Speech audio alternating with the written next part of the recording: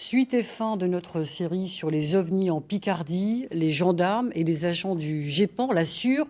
Tous les témoignages et les dépositions d'observation d'ovnis sont prises au sérieux, sauf qu'interviewer les témoins de phénomènes ovnis est compliqué aujourd'hui. À Liancourt, dans l'Oise, Pierre Dauchin accepte de raconter son expérience à Julien Guéry et Mathieu Maillet.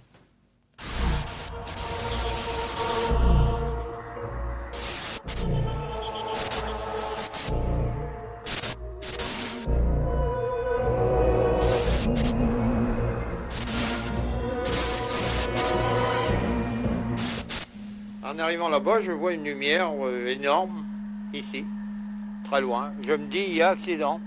Qu'est-ce que je vois, cet engin-là? Rouge. Cylindrique, comme ça. Hein. Cet objet s'est déplacé, oui, comme je vous disais, n'est-ce pas? De là, il est parti progressivement, le marronnier n'était pas ce qu'il était, progressivement vers l'est, si vous voulez. Dans les années 70, des témoins de phénomènes ovnis, la télévision n'en manquait pas. Aujourd'hui, la chose s'avère beaucoup plus délicate. Et pour cause, on préfère garder l'anonymat. La tête bien sur les épaules, Pierre Dauchin fait pourtant partie des rares observateurs picards qui n'hésitent pas à parler de ce qu'ils ont vu. C'était le soir du 18 avril 2015. Je vois arriver 2 triangles noirs avec une grande lumière rouge en dessous. C'était très intriguant. Et donc quand les engins sont là, il y a un silence, c'est du vide. C'est très particulier. Dès le lendemain, très enthousiaste à l'idée de raconter son expérience, cet ancien ingénieur rédige un rapport ainsi que des schémas, rencontre des gendarmes pour faire sa déposition, mais comprend qu'il n'est pas pris très au sérieux. C'est intéressant qu'ils soient obligés de vous entendre, c'est très intéressant. Ça veut dire que tous sceptiques qu'ils soient, il y a dans leur hiérarchie quelqu'un qui, un jour ou l'autre, a trouvé que ce phénomène était suffisamment intéressant et suffisamment nombreux pour en prendre note. Du côté de la gendarmerie, on l'affirme, tous les témoignages d'observation ovni sont étudiés avec beaucoup de rigueur. Mais ce scepticisme, Pierre va aussi le constater au sein de son entourage. On est systématiquement marginalisé, alors ça systématiquement. Hein. Même s'il y a des réflexions qui se passent, c'est toujours bon enfant, salut les extraterrestres, alors ça va, tes petits hommes verts, tout comme ça, toutes les conneries qu'on peut entendre. C'est pas intelligent, mais c'est bon enfant. La peur du ridicule. Voilà ce qui motive un témoin à garder l'anonymat. Contacté par Internet, le journaliste Fabrice Curlier, rédacteur au quotidien L'Union dans l'Aisne, la Marne et les Ardennes, constate de plus en plus cette tendance.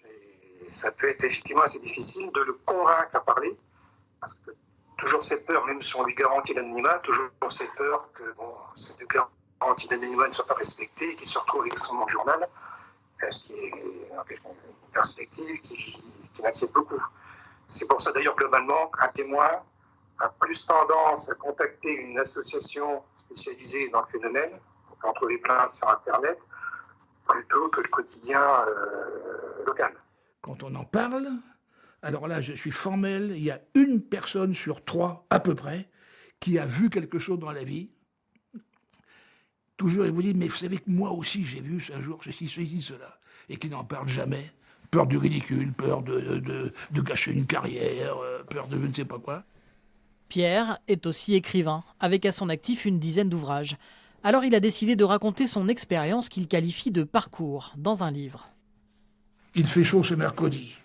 J'ai choisi de me présenter en tenue estivale, short et chemisette, pour bien marquer ma décontraction et le fait que je considère qu'être entendu est une simple formalité d'enregistrement, une démarche ordinaire qui ne change rien à mes habitudes et ne bousculera pas mon assurance.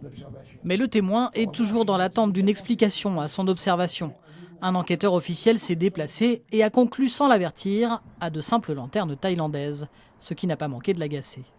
Ça m'est arrivé ici au supermarché, un gars qui se pointe, qui vient me voir et il me dit « Tenez le coup !» Tenez le coup.